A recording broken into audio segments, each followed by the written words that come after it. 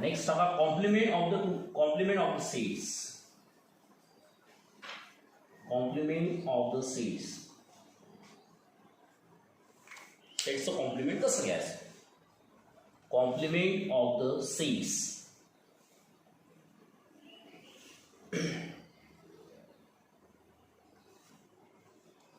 आता complement of the sets साठी काहीच नाही. सुरुवात करताना लिहायचं let you be universal set and AB any non-empty set, घ्यायचा एक. आता याच्यावरून कन्फर्म असं समजून घ्यायचं की A is a subset of U. हा कोणाचा सबसेट आहे? युनिव्हर्सल सेटचा आहे. म्हणून जेव्हा तुम्हाला कॉम्प्लिमेंट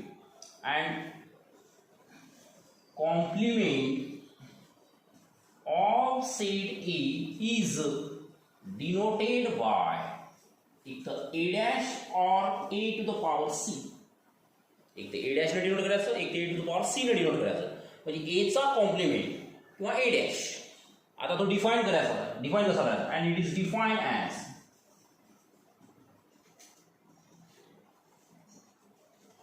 कसा डिफाइन करसा? तर A dash is defined as x such that x हा युनिव्हर्सल सेट मध्ये असेल but x does not belongs to A. x हा यू मध्ये असेल पण कशामध्ये नसेल? ए मध्ये नसेल. याच्यावरून तुम्हाला समजेल की A dash can be written as की युनिव्हर्सल सेट मधून तुम्ही ए सेट काय करा? काढून टाका. युनिव्हर्सल सेट मधून काय करायचा? ए सेट काढून टाका. म्हणजे तुम्हाला समजेल की ए सेट जर काढला तर ए सेट मधला कॉमन एलिमेंट जो यू मध्ये आहे तो याच्यात जाणार. कारण प्रश्न कसा आहे की आपण यू ची एलिमेंट घेऊ ना, मग यू ला बिलॉंग्स असणारा एलिमेंट आणि ए ला बिलॉंग्स असणारा एलिमेंट याच्यात येणार नाही. कारण आपण त्या दोघांचं काय घेतात? डिफरन्स. डिफरन्सचा अर्थ होते की जो पहिला असेल त्याच्यातले अनकॉमन एलिमेंट जो पहिले असेल. आता याच्यात पहिला कोण आहे? यू. यू मधले अनकॉमन एलिमेंट्स. एचा तर विशेष नाही कारण ए तर आपण काढून टाकलं. तर आपण याचं एक्झाम्पलच घेऊ. यू मायनस ए. यू मायनस एला डिफाइन करतो आपण एक्स सच दॅट एक्स हा यू मध्ये आहे बट एक्स हा कशामध्ये नाही? ए मध्ये नाही. एक्स हा यू मध्ये आहे पण कशात नाही आहे? ए मध्ये नाही. याच्यातून तुम्हाला इलिस्ट्रेशन करता येईल की एक एक्झाम्पल पहा. यू सेट घ्या 1 2 3 4 5 6 आणि 7 पर्यंत आणि एक ए सेट घ्या 1 4 and 6. चला 1 4 6 घेतला मी. आता मी जर तुम्हाला प्रश्न विचारला की यू मायनस ए किती? फक्त यू मायनस ए काढायचं. आता यू मायनस ए मी तुम्हाला सांगितलं की यू मायनस ए काढत असताना यू आणि ए मध्ये कॉमन एलिमेंट पाहायचे कोणते कोणते? 1 आहे, त्यानंतर 4 आहे, त्याच्यानंतर 6 आहे. मग आता यू मध्ये राहिलेले एलिमेंट्स पाहून कोणते की जी ए मध्ये नाहीच आहे. तर राहिला फक्त 2 3 5 and 7. मग आता हा जो सेट आलेला आहे दिस इज द ए डॅश. हा काय झाला? A dash. मग आता जर मला व्हेन डायग्राम दाखवायचा आहे तर व्हेन डायग्राम मी असं दाखवूया. हा युनिव्हर्सल सेट, हा तुमचा ए सेट. आता ए सेट मध्ये पहिले एलिमेंट्स पाहून घ्या कोणते कोणते आहेत. ए सेट मध्ये आहेत 1 4 6. दिस इज 1 4 6 एलिमेंट्स. मग आता प्रश्न आहे की हा जो आतमधला दिसते तुम्हाला हा part this is the A dash. हा कोणता आहे? ए डॅश आहे आतमधला. हा फक्त हा सोडून याच्यातले एलिमेंट्स कोणते आहेत ए डॅश मध्ये? 2 3 5 and 7. 2 3 5 7. आता या दोघांना कंबाईन करा. या दोघांना कंबाईन केल्यानंतर बनते का? यू पहा 1 आहे, 2 आहे, 3 आहे, 4 आहे, 5 आहे, 6 आणि 7 आहे. टोटल यू मध्ये एलिमेंट्स किती? 1 2 3 4 5 6 आणि 7 एलिमेंट्स आहेत. टोटल यू बनला. पण आता याच्यातला ए वेगळा निघाला. ए मध्ये कोणते एलिमेंट्स आहेत? फक्त 1 4 6 आणि ए डॅश मध्ये एलिमेंट कोणते आहेत? 2 3 5 आणि 7. म्हणजे याचा अर्थ असा आहे की ए सेट सोडून बाकी सर्व एलिमेंट्स ए डॅशचे असतात आणि या दोघांचं युनियन म्हणजे तुमचा युनिव्हर्सल सेट. तर this is the complement set. याला कॉम्प्लिमेंट सेट म्हणतात. हा याचा जर शेडेड पार्ट करायचं काम पडलं तर this is the shaded part. हा पुराचा पुरा शेडेड करायचा, फक्त ए सोडून. हा पूर्ण ए सोडून द्यायचा. हा पूर्ण जो पूर्ण सेट असते हा कोणाचा आहे? ए डॅशचा. पूर्ण ए डॅश, पूर्ण एलिमेंट्स ए डॅशचे असतील ते जेवढे असतील समजा ते.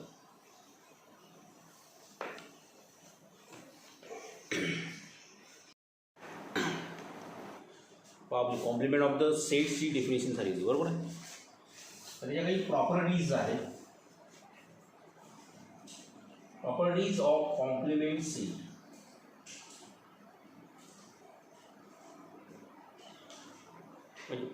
प्रॉपर्टीज ऑफ कॉम्प्लिमेंट सेटचे काय काय प्रॉपर्टी आहेत? सगळ्यात पहिली प्रॉपर्टी ही आहे,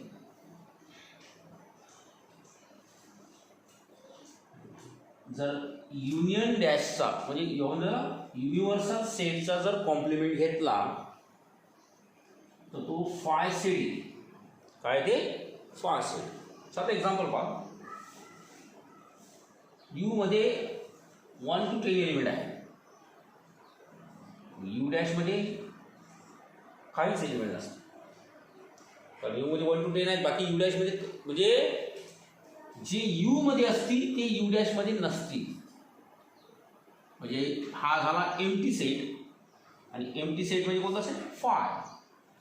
म्हणून जसा आहे किंवा युनिव्हर्सल सेटचा जर तुम्ही कॉम्प्लिमेंट घेतला तर तो काय? ते एम्प्टी सेट. सेकंड प्रॉपर्टी ही आहे, जर तुम्ही एम्प्टी सेटचा कॉम्प्लिमेंट घेतला तर तो युनिव्हर्सल सेट. हे लक्षात ठेवायचं. नंबर 3, ही प्रॉपर्टी तुमच्या ओळखीची आहे. जर एखादा सेट ए आहे त्याचा कॉम्प्लिमेंट आणि त्याच्या कॉम्प्लिमेंटचा कॉम्प्लिमेंट घेतला तर तुमचा ओरिजिनल सेट. म्हणजे ए डॅशचा डॅश म्हणजेच ए. याला तुम्ही ऑर मध्ये असंही लिहू शकता, A to the power C it's complement. एचा कॉम्प्लिमेंट त्याचा कॉम्प्लिमेंट म्हणजे तुमचा ए.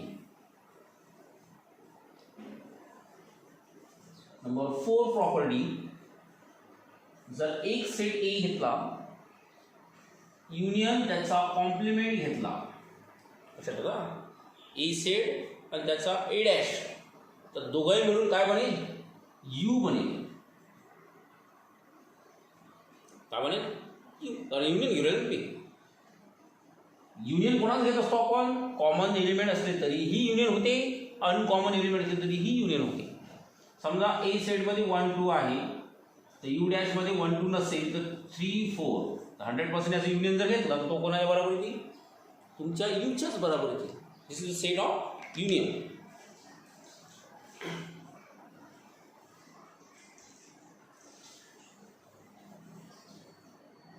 This is the universal set. कसा? This is the universal set. दोघांचं युनियन घेतलं तर. आणि नंबर लास्ट, जर याच एचं इंटरसेक्शन त्याच्या कॉम्प्लिमेंट सोबत घेतलं तर 100% फायची. कारण जे ए मध्ये एलिमेंट असतात ते ए डॅश मध्ये नसतात आणि जे ए डॅश मध्ये असतात ते ए मध्ये नसतात. त्यामुळे 100% या दोघांमध्ये कोणताच एलिमेंट कॉमन नसेल म्हणून याचा आन्सर काय? Empty set. या दोघांचं युनियन घेतलं तर ते काय? ते युनिव्हर्सल सेट. कारण हा युनिव्हर्सल आहे. युनिव्हर्सल सेट म्हणजे डायग्रामॅटिकली आपण दाखवू शकतो. याला जर दाखवायचं काम पडलं तर ही डायग्राम, हा युनिव्हर्सल. आता समजा तुम्ही हा एक ए सेट घेतला, दिस इज ए सेट, तर 100% ए सेटच्या एलिमेंट सर्व आतमध्ये आहेत. बाहेरचे एलिमेंट कोणाचे असतील? A dash. या दोघांचं युनियन जर घेतलं, this is the A union A dash which is equal to the universal set. Universal सेटच्या बरोबरीत लिहितो.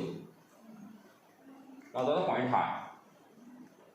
सेम कंडिशन याच्यात पहा, जे ए मध्ये एलिमेंट आहेत ए डॅश मध्ये नसतील, जे ए डॅश मध्ये आहेत ते ए मध्ये नसतील. त्यामुळे या दोघांचं जर इंटरसेक्शन घेतलं तर 100% एम्प्टी सेट. युनियन हे कोणाचंही पॉसिबल आहे, फक्त लक्षात ठेवायचं की इंटरसेक्शन कॉमन एलिमेंट्स होईल, फक्त दुसरा चालत नाही. तर this is the properties of the complement set. ह्या प्रॉपर्ट्या घरी अप्लाय करत असताना काय करायचे की एखादं एक्झाम्पल घेऊन पाहायचं किंवा हे रिअलमध्ये होते का असं. एक यू सेट घ्या, त्यामुळे युनिव्हर्सल सेट घ्या, त्याचा कॉम्प्लिमेंट घेऊन पहा, 100% फाय येते काय. फाय सेट असतेच आपल्याकडे, त्याचा कॉम्प्लिमेंट घेतला 100% युनिव्हर्सल सेटच येईल आपल्याकडे. कारण फायमध्ये कोणतेच एलिमेंट नसतात. फाय डॅशमध्ये काही ना काही एलिमेंट येईलच की जे फायमध्ये नसतील.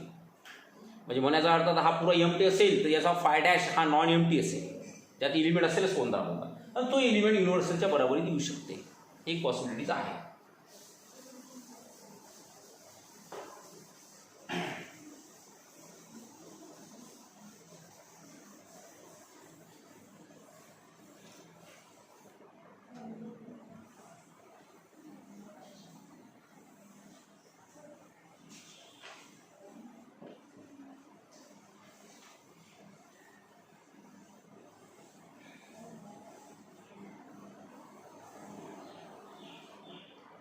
The next are properties of the difference of the sets. जसं आपण डिफरन्सची डेफिनेशन शिकेल आहोत. डेफिनेशन काय असते आपल्याला माहित आहे. डेफिनेशन आपण क्लिअर सांगितले आहे. a मायनस बी जर डिफाइन करायचा आहे तर this the x such that x हा a मध्ये असेल but x does not belongs to B. X हा ए मध्ये असेल पण कशामध्ये नसेल, बी मध्ये नसेल. सेम आपण बी मायनस ए डिफाइन करताना असं डिफाइन केले किंवा x is that x does not belongs to A but, किंवा डायरेक्टली कसं लिहितात x belongs to B but x does not belongs to A. B मध्ये आहे पण कशात नसेल, ए मध्ये नसेल. That is the difference of the sets. याला डिफरन्स ऑफ द सेट्स म्हणतात.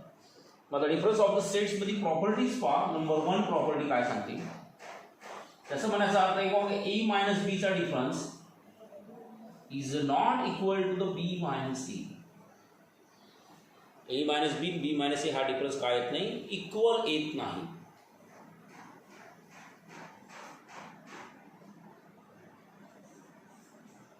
इक्वल येत नाही. दिलं.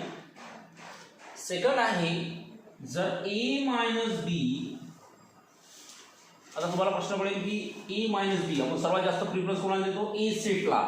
तर हा सबसेटही कोणाचा असेल, एचाच.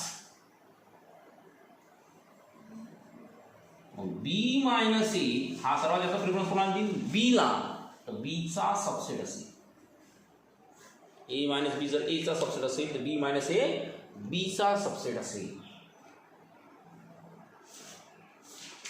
आता तिसरा कॉन्सेप्ट असा लागते, आपण याचा विचार करायचा बाबा समजा जर दिलेल्या ए सेट मधून एम्प्टी सेट काढला तर,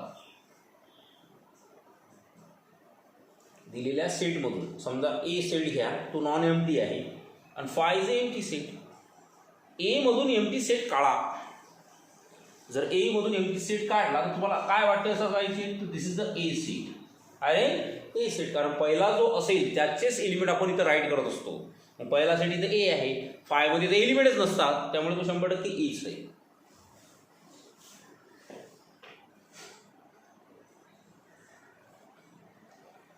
नंबर 4 प्रॉपर्टी पाहायची. आता असं समजायचं की ए सेट मधून ए सेटच काढला. ए सेट मधून ए सेटच काढला तर आन्सर काय, empty set. This is the five.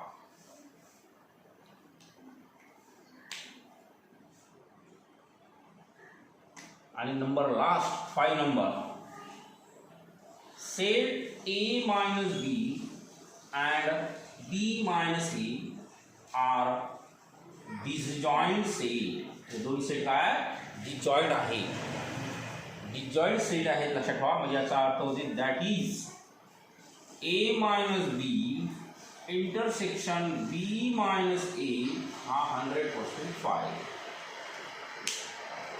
या दोघांचे इंटरसेक्शन जर फाय असेल तर 100% हे काय असतात, डिजॉइंट सेट असतात.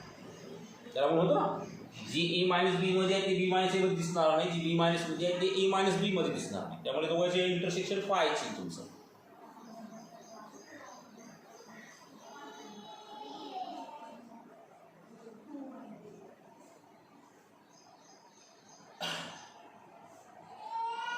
This is the properties of this.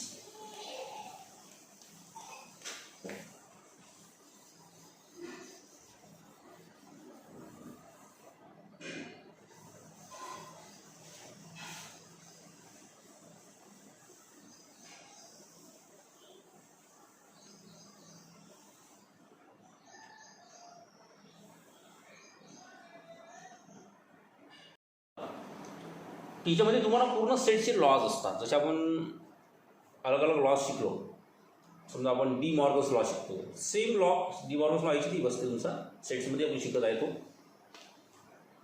तर सगळ्यात पहिले तीन नॉन एम्प्टी सेट्स घ्यायचे. म्हणजे असं late A, B and C are the non-empty set. म्हणजे याच्यात काही ना काही एलिमेंट असतीलच. तीन एक नॉन एम्प्टी सेट्स घ्यायचे. तीन जर नॉन एम्प्टी सेट्स घेतले तर त्याच्यात सगळ्यात पहिली प्रॉपर्टी पाहिजे आपली एडमपोटेंट. एडमपोटेंट लॉ किंवा एडमपोटेंट लॉ काय असते? एडमपोटेंट लॉ हा स्वतःवर डिपेंड असणार. म्हणजे एखादा सेट जर तुम्ही घेतला तर त्या सेट सोबत तुम्ही त्याचं युनियन घ्या आणि त्याच सेट सोबत तुम्ही त्याचं इंटरसेक्शन घ्या. साधं एक्झाम्पल जसं ए सेट आहे, ए सेट सोबत ए सेटचं युनियन घ्या, 100% काय भेटेल? ए सेटच मिळेल. कारण ए मध्ये एलिमेंट आहेत तेच ए मध्ये एलिमेंट आहेत. आता रिपीटेड एलिमेंट असले म्हणजे डबल एलिमेंट असले तर तुम्ही सेमच करा. याचं एक्झाम्पल पाहायचं, हा 1 2 युनियन 1 2, 100% आन्सर काय ती 1 2. कारण त्यात 1 आहे द्यायची ती 1 आहे, त्यामुळे तो एकच वेळा घ्यायला लागेल तुम्हाला. सेम जर ए युनियन ए घेतला तर 100% एच मिळेल. आणि जर ए सोबत एचं इंटरसेक्शन घेतलं तेव्हाही तुम्हाला एच मिळेल. लक्षात ठेवा. म्हणजे ए सोबत ए घ्या, तो सेट सेम आहे, तोच सेट म्हणजे सेट एकच घेतला आपण, पण ए मध्ये जर ए सेटचं युनियन घेतलं तर ए सेट मिळेल. आणि ए सेट सोबत जर इंटरसेक्शन घेतलं तुम्हाला ही ए सेटच मिळेल. दुसरी प्रॉपर्टी आहे तुमची कम्युटेटिव्ह. कम्युटेटिव्ह प्रॉपर्टी म्हणजे law. This is commutative law. आता कम्युटेटिव्ह लॉ आपण अगोदर शिकला. कम्युटेटिव्ह लॉमध्ये आपल्याला काही अडचण नाही. कम्युटेटिव्ह लॉ आपण सगळ्या गोष्टी शिकतो. ॲडिशनमध्ये कम्युटेटिव्ह लॉ असते तर A plus B this is equal to B plus A. Symmetric फॉर्मनुसार काम करतो. कम्युटेटिव्ह कंडिशन्स मल्टिप्लिकेशनमध्ये तसंच आहे, A B equals to B A. This is a commutative property. आता आपल्याला सेटमध्ये कम्युटेटिव्ह प्रॉपर्टी पाहायची असली तर कम्युटेटिव्ह प्रॉपर्टी एक्झॅक्टली काय सांगेल? तर कम्युटेटिव्ह प्रॉपर्टी कशी दिसाल तुम्ही इथं? सरळ आहे, पहिला रूल लिहिल किंवा जर ए आणि बी सेट नॉन एम्प्टी सेटचं युनियन घेतलं तर ते बी आणि ए सेटच्या युनियन एवढं येते. पहिला रूल. दुसरा, जर ए इंटरसेक्शन बीचं म्हणजे ए आणि बीचं इंटरसेक्शन घेतलं तर ते बी इंटरसेक्शन एच्या एवढं येते. This property is a commutative law. Commutative property म्हणा किंवा कम्युटेटिव्ह लॉ म्हणा. नंबर थर्ड रूल आहे, एक लॉ आहे आयडेंटिटी.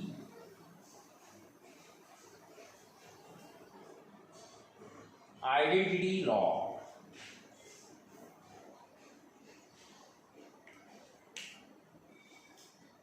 आयडेंटिटी लॉचा विषय पहा कसा असते तो. नंबर ए आणि नंबर बी. समजा ए कसं का ए युनियन फाय म्हणजे ए सेटचं जर फाय सोबत युनियन घेतलं तर तुम्हाला 100% माहिती आहे this will be the A set. This is a identity law. Identity law आहे तुम्हाला. जसं आपण म्हटलं 1 + 0 the answer is 1, 2 + 0 the answer is 2.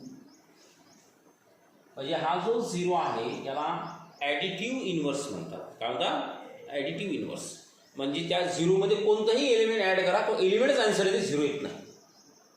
त्यामुळे 1 + 0 1 होते, 2 + 0 2 होते. मग ए आणि फायचं जर युनियन घेतलं तर एच आन्सर मिळेल. आता असं समजा की ए आणि युनिव्हर्सल सेटचं इंटरसेक्शन घेतलं तरीही आन्सर एच मिळेल. कारण ए मध्ये जे कॉमन एलिमेंट आहे तेच एलिमेंट तुम्ही यू मधून घेसाल, पण बाकीचे यू मधले एलिमेंट तुम्हाला घेता येणार नाही कारण तुम्ही काय घेताय? इंटरसेक्शन घेत आहे. हे लक्षात ठेवायचं.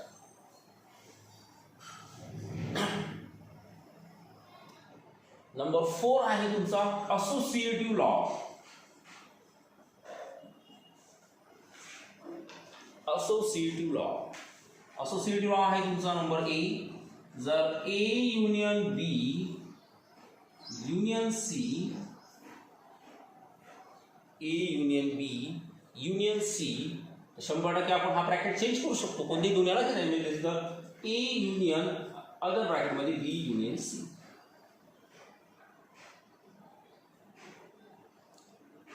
हाच रूल आपण इंटरसेक्शन साठी लावू शकतो.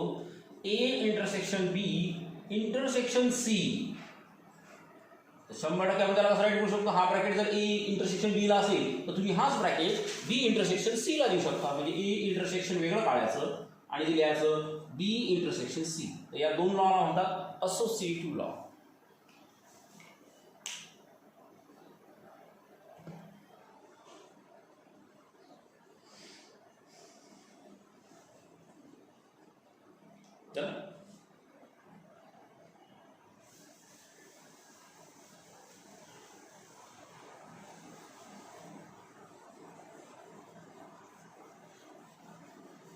Associative law.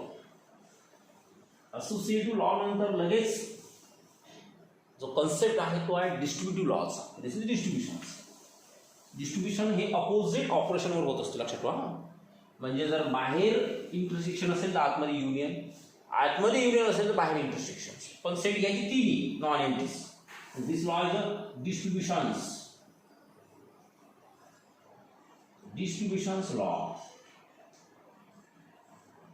त्याच्यामध्ये नंबर ए, जर तुम्ही A intersection B union C, लक्षात ठेवा बाहेर इंटरसेक्शन आहे आतमध्ये युनियन आहे, त्याला डिस्ट्रीब्यूट करता आलं पाहिजे. डिस्ट्रीब्यूट करता आलं पाहिजे मला सेम ह्यांना याचा यूज लॉजिकमध्ये भरपूर आहे.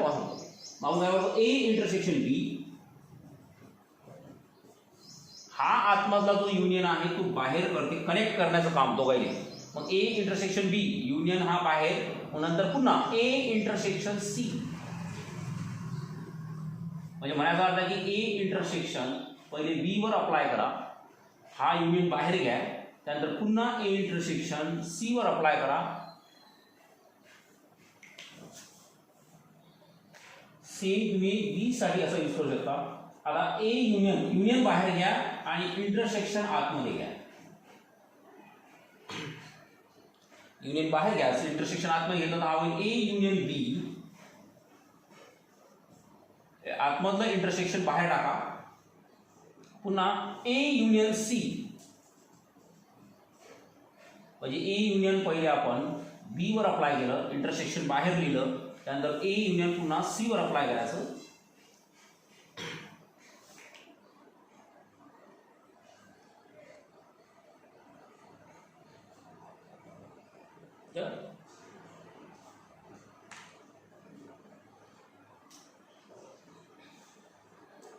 त्याच्यानंतर नंबर 6 आहे डी मॉर्गन्स लॉ.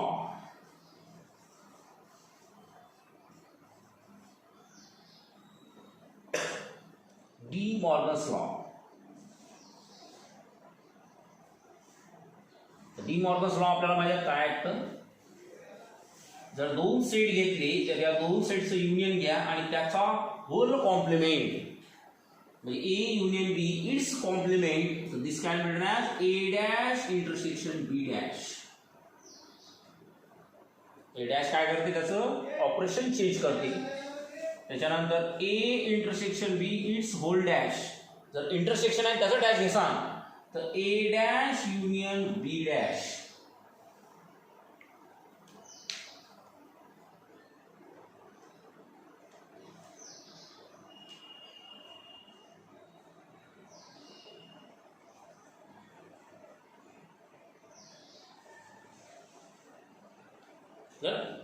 नंबर 3 म्हणजे C, number C De Morgan's मध्ये, जर ए मायनस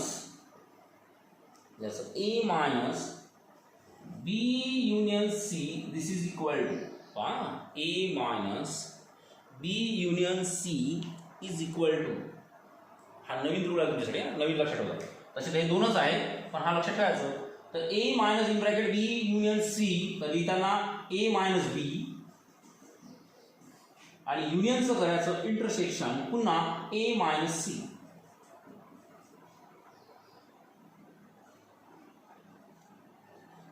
आणि नंबर डी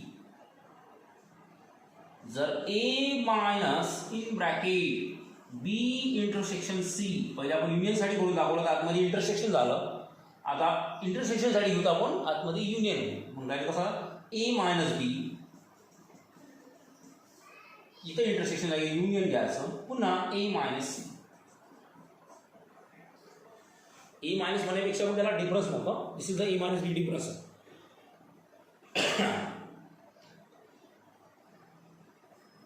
त्यामुळे C आणि D जरा लक्षात ठेवायचं कसं करायचं.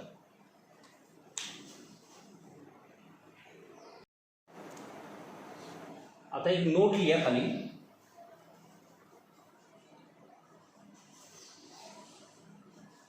Let A, B and C are the three non-empty sets. तीन एक नॉन एम्प्टी सेट्स घ्या आणि या तीन नॉन एम्प्टी सेट्सचं युनियन आणि इंटरसेक्शन कसं डायग्रामॅटिकल व्हेन डायग्रामला दाखवलं जाते ते पाहायचं. लक्ष द्यायचं.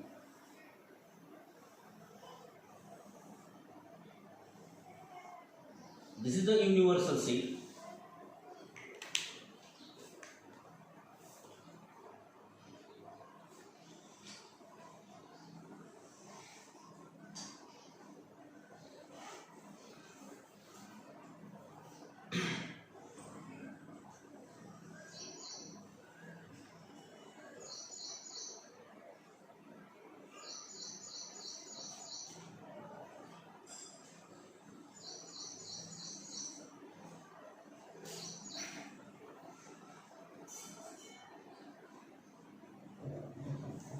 This is A set, this is B set, and this is C set.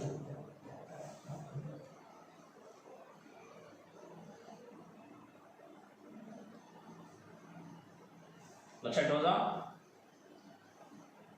या पार्टला विचार जर करसा एवढ्या फक्त एवढ्या पार्टला लिहितात A इंटरसेक्शन B. हा एवढा फक्त.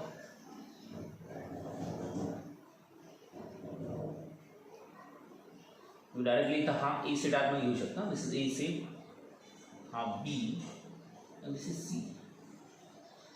हा म्हणजे समजायला सोपं जाईल तुम्हाला. एवढ्या पार्टला म्हणतात बी इंटरसेक्शन सी.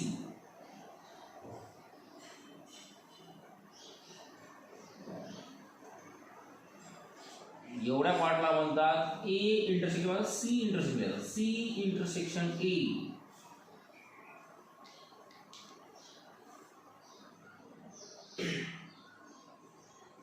आणि हा जो तुम्हाला दिसते शेडेड केलेला म्हणजे this is the shaded part. हा एवढाच जिथे मी हा शेडेड करेल तर this part is a A intersection B intersection C. This shaded part is a A intersection B intersection C.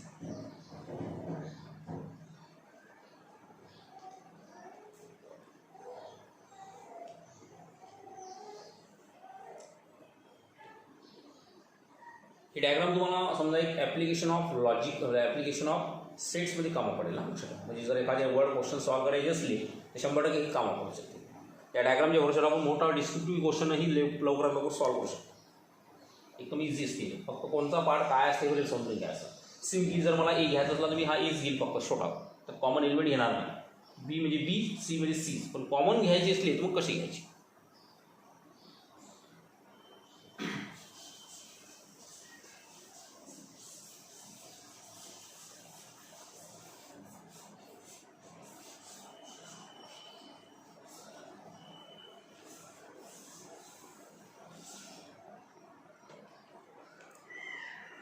काही एक्झाम्पल्स पाहू आपण आता. तर लिहा क्वेश्चन्स.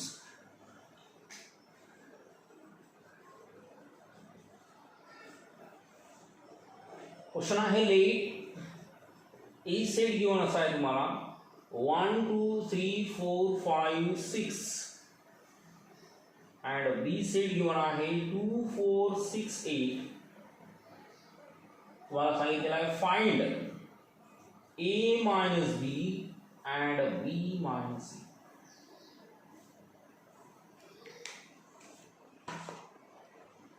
ए सेटमध्ये काय घेऊन आहे, बी सेटमध्ये काय घेऊन आहे तुम्हाला कळायचं आहे. ए मायनस बी आणि बी मायनस सी. तुम्ही डायरेक्टली फाइंडिंग ए मायनस बी काढायचं आपल्याला पाहायची नाही. ए मायनस बीचा अर्थ काय होतो, डेफिनेशन काय सांगते ए मायनस बी. ए मायनस बीची डेफिनेशन अशी सांगेल की एक्स सच दॅट एक्स हा ए मध्ये आहे बट एक्स हा बी मध्ये पाहिजे नाही. जे तुम्ही एलिमेंट उचलसाल ते बी मध्ये नाही पाहिजेत पण ए मध्ये चालतात. मग ए मध्येच आपल्याला एलिमेंट उचलायचे आहे. मग आता बी मध्ये कोणते एलिमेंट उचलायचे नाही, जे ए मध्ये आहेतच. जसं आता ए मध्ये 2 आहे, 4 आहे आणि 6 आहे. 2 आहे, 4 आहे, 6 आहे. त्यामुळे हे एलिमेंट आपल्याला ए मध्ये चालत नाही कारण ते बी मध्ये पण आहे. तर आपण तोच म्हणून राहिलो किंवा एक्स जो तुम्ही ए मध्ये घेसाल तो एक्स हा बी मध्ये नसला पाहिजे, म्हणजे बी मध्ये नाहीच पाहिजे थोडे. आता जर एक्स हा ए मध्ये आहे तर तो एक्स हा बी मध्ये जर असला तर तो आपण घेता नाही. आपण काय करू, त्याचे फक्त कॉमन एलिमेंट बाहेर काढू. म्हणजे 2 नाही चालत, 4 नाही चालला आणि 6 नाही चालला. मग उरलेले एलिमेंट ए मधले पाहायचे कोणते आहे, तर उरलेले एलिमेंट आहे 1 3 5. दिस इज ए मायनस 1 3 5. हा 8 कोणाचा एलिमेंट आहे, बी चा. तो आपल्याला चालत नाही कारण आपण ए मायनस बी काढत आहे. नाव बी मायनस ए काढणार आहे. बी मायनस एचा डेफिनेशन तुम्ही मागवतो बी मायनस ए काय सांगेल, तर बी मायनस ए तुम्हाला सांगेल एक्स दॅट एक्स हा बी मध्ये आहे बट एक्स ए मध्ये नाही. मग एक्स हा बी मध्ये आहे, एक्स हा बी म्हणजे ए मध्ये येणार नाही. मग एलिमेंट कोणाची उचलायची, फक्त बी ची. ऑलरेडी राऊंड झालेलाच आहे मी. मग बी मध्ये एलिमेंट कोणता उठला, फक्त 8. This is the B minus ए.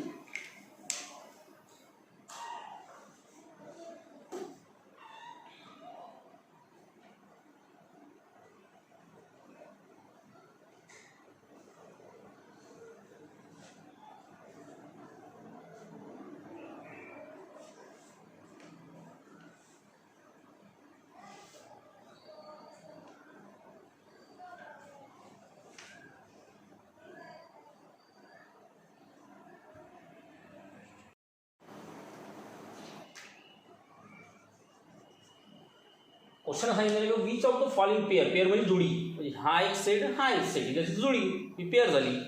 तर तुम्हाला काय करणार की कोणती जोडी हा डिजॉईंट सेट्स आहे. म्हणजे डिजॉईंटचा अर्थ होतो की त्या दोघांचं जर इंटरसेक्शन घेतलं तर ते फाय आलं पाहिजे. त्यात असे कॉमन एलिमेंट असले पाहिजेत नाही. तर त्याला म्हणतो कॉमन एलिमेंट जर आले तर तो डिजॉईंट होणार नाही. जर कॉमन एलिमेंट आले नाही तर तो डिजॉईंट 100% होईल. तर पाहू पुन्हा हा सेट 1 2 3 4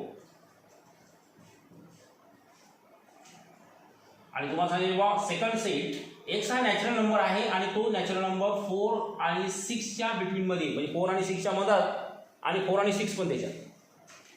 4 आणि 6 मध्ये म्हणून सांगा याच्यात कोणते कोणते एलिमेंट येतात, 4 येते, 5 पण येते आणि 6 पण येते. आता 4 5 6 आणि याच्यात 1 2 3 4 पण याच्यातही 4 आहे आणि याच्यातही 4 आहे. त्यामुळे जर या दोघांचं इंटरसेक्शन घेतलं, इंटरसेक्शन 4 5 6 तर आन्सर 100% 4 येते. काय ते 4 येते. पण काय येत नाही, एम्प्टी सेट येत नाही. मग त्या दोघांचं इंटरसेक्शन एम्प्टी सेट येत नाही म्हणजे हे सेट काय आहे, डिजॉईंट नाही आहे. हे सेट काय नाही, डिजॉईंट सेट नाही. दिस is not a disjoint set. आता फर्स्ट सेकंड आहे इथं क्लिअर दिसते ए ई आय ओ यू आणि सी डी ई एफ. पण तुम्हाला दिसेल की याच्यामध्ये ई आहे तर याच्यातही ई आहे. त्यामुळे याचं इंटरसेक्शन काय येत नाही, एम्प्टी येत नाही. त्यामुळे हे काय डिजॉईंट सेट नाही आहे. Is not a disjoint set. हे सेट नाही डिजॉईंट कारण ते कॉमन एलिमेंट आहे. आता तिसरा सेट सांगितलेला आहे हे तर क्लिअर वाचलं. X is an even integer. X काय इवन इंटिजर आहे. इवन इंटिजर मध्ये this plus minus 2 plus minus 4 plus minus 6 plus minus 8 and so on. Integer दोन्ही प्रकारचे असतात, पॉझिटिव्ह निगेटिव्ह. आणि दुसरा सेट सांगितलेला X is an odd integer. Odd integer म्हणजे this is plus minus 1 plus minus 3 plus minus 5 plus minus 7 and so on. आता या दोघांचं इंटरसेक्शन घ्या तर तुमचा आन्सर 100% काय येईल. या दोघांमध्ये जर इंटरसेक्शन घेतलं तर आन्सर तुमचं 5 येईल. This is called disjoint set. याला म्हणतात तुम्ही disjoint set. This is a disjoint set.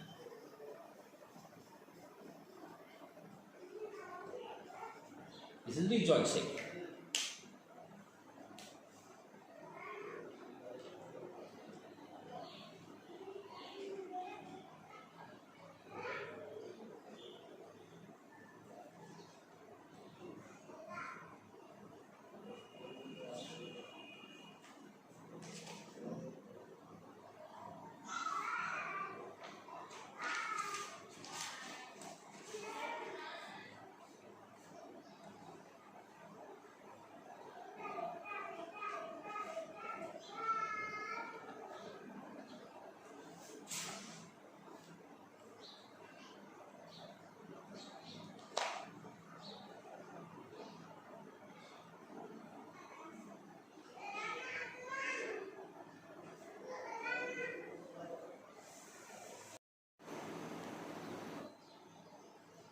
आता तुम्हाला दिसेल की हा एक्स हा जो दिलेला सेट आहे हा युनिव्हर्सल सेट आहे.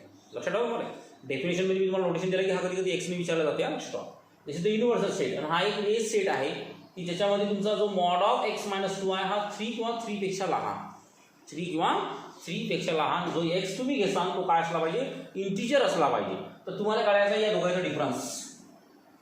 तर दोघांचा डिफरन्स काढायच्या अगोदर पहिले ए सेट क्लिअर करून घ्या की लिस्टनुसार कसा होईल. त्यासाठी मला काय करावं लागेल, ए सेटचं हे इक्वेशन पहिले सॉल्व्ह करावं लागेल. This is the mod of X minus 2 which is less than equal to 3.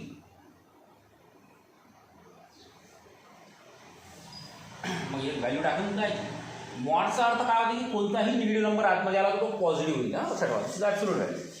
मग असं करा, आता एक्सची व्हॅल्यू टाका चालू कोणा की जी 3 पेक्षा लहान आन्सर देईल किंवा 3 देईल.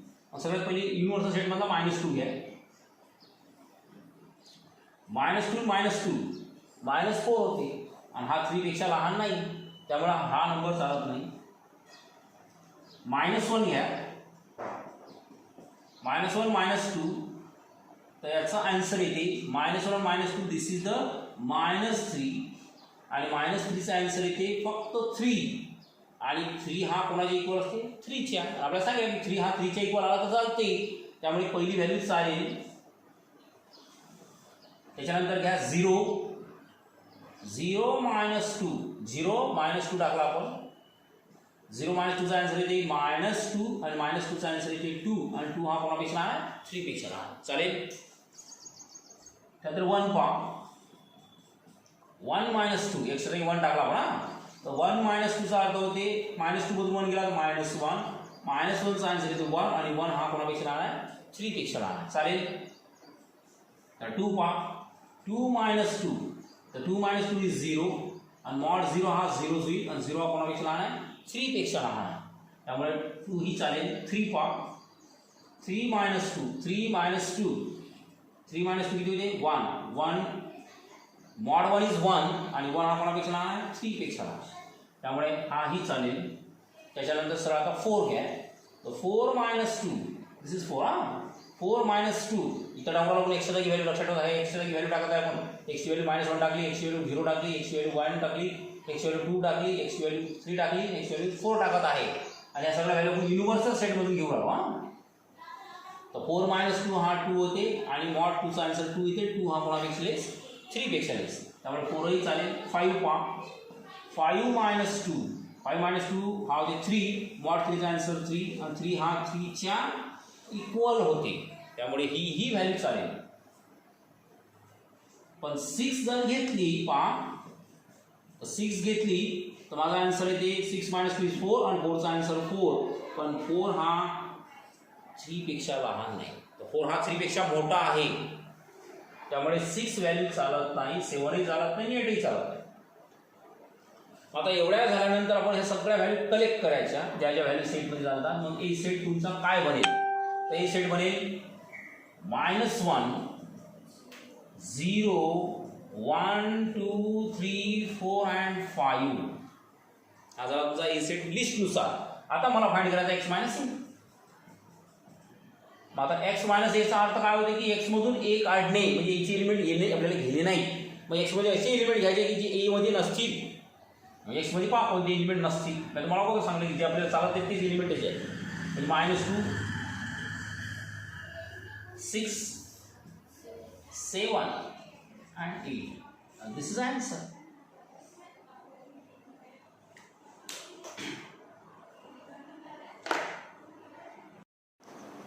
क्वेश्चन काय सांगितलेलं पहिले पाहून घ्या. तुम्हाला शेडेड रिजन दिलेला आहे हा वेन डायग्रामचा, आणि तुम्हाला सांगायचं आहे की हा काय रिप्रेझेंट करते, म्हणजे असं काय सांगते या डायग्रामवर. तर मी तुम्हाला अगोदरच एक गोष्ट सांगितलेली आहे की तुम्हाला शेडेड रिजन बारकाईने पाहतो, लक्ष द्यायचं.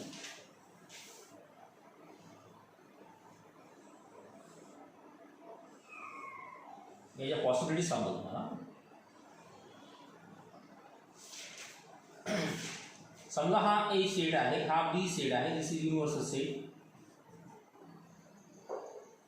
समजा जर मी हा डार्क केला, म्हणजे फक्त हा शेडेड केला एवढा, आणि बी ला शेडेड केलं नाही, तर this is A minus B. याला काय म्हणतात? ए मायनस बी. ए मायनस बीचा अर्थ म्हणजे फक्त ए चेच एलिमेंट, पण ए चे एलिमेंट जे बी मध्ये आहेत ते घ्यायचे नाही. ए मधले एलिमेंट जे बी मध्ये आहेत ते घ्यायचेच नाही. बी चे तर चालतच नाही, पण बी चे एलिमेंट जे ए मध्ये असतील ते तर घेणारच नाही ए मध्ये. सेम पॉसिबिलिटीज ही झाली ए. दुसरी पॉसिबिलिटी, जर मी हे दोनच सेट घेतले, this is A set, B set, this is universal set. मी जर फक्त बी जर डार्क केला, फक्त बी, तर this is the B minus B. याला काय म्हणतात? B minus. कारण फक्त मी बी चेच एलिमेंट घेईल, पण जे बी चे एलिमेंट ए मध्ये असतील ते मी घेणार नाही, ए तर घेणारच नाही. आता तुम्ही या डायग्रामने बारकाईने पहा. एका याच्यामध्ये ए आहे तर बी ला आपण तसंच ठेवलं, एकामध्ये बी आहे तर ए ला तसंच ठेवलं, आणि या दोन डायग्रामने जर एकत्र केलं तर ही डायग्राम अशी होती.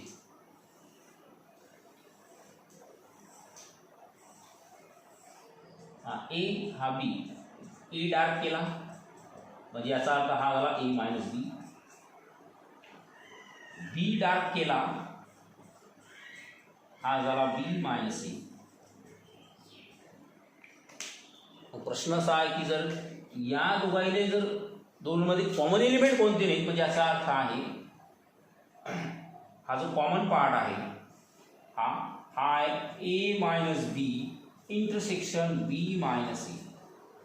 ए मायनस बी इंटरसेक्शन बी मायनस ए, आणि हा तुमचा एमटी, कारण यात एलिमेंट कॉमनच नाही, त्यामुळे दोन्ही याच्यात एलिमेंट काय नाही, कॉमनच नाही. त्यामुळे हा तुमचा सेट इथून काढून टाकायचा. मग आता हा ए मायनस बी आणि हा बी मायनस ए आहे. या दोघांनी जर असं केलेलं आहे कंबाईन, तर या दोघांमध्ये काय घेतलं असेल? युनियन. This is union.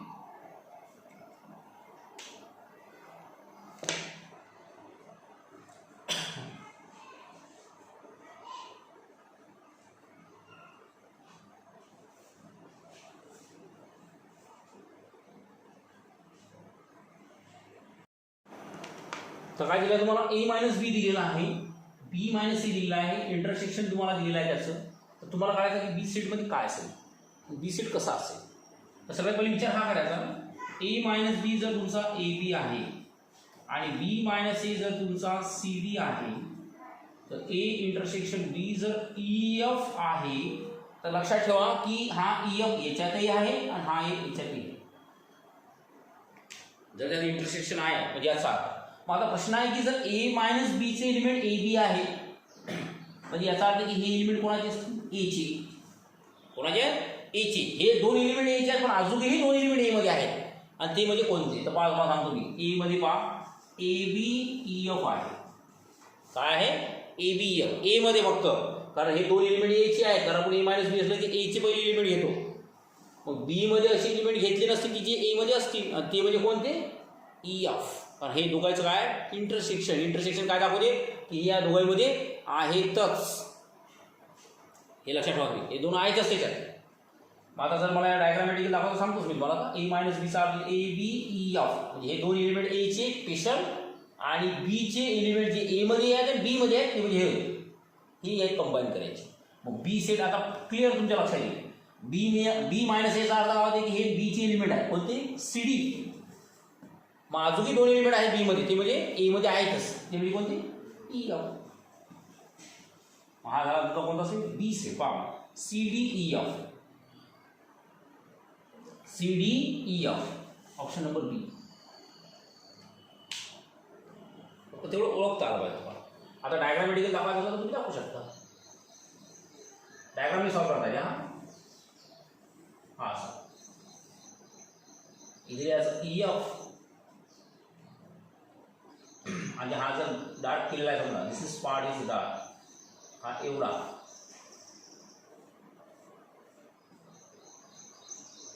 तर हा झाला ए मायनस बी, आणि ए मायनस बी मध्ये एलिमेंट दिला आहे ए, काय तो A B, this is a A B, आणि तुम्हाला बी मायनस ए, दिस इज हा शेडेड पार्ट केला तुम्ही असं एवढा, तर this is the B minus ए, तर हा बी सेट आहे, हा ए सेट आहे, दिस इज द युनिव्हर्सल सेट, तर बी मायनस ए एलिमेंट किती आहे तुमचे सी डी. आता तुम्हाला क्लिअर दिसेल की बी मध्ये कोणती कोणती एलिमेंट आहे. बघा बी सेट घ्या स्पेशल, तर हे 2 आणि ई एफ, ए मध्ये घेसाल तर A B E F, shaded नुसार यालाच दाखवलं.